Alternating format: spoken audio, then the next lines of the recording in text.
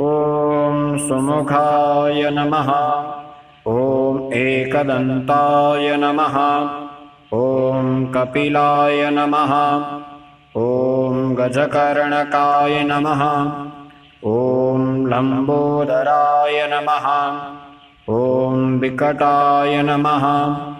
ॐ विघ्ननाशाय नमः। ॐ विनायकाय नमः। ॐ धूम्रकेतवे नमः। ॐ गणाध्यक्षाय नमः। ॐ भालचन्द्राय नमः। ॐ गजाननाय नमः।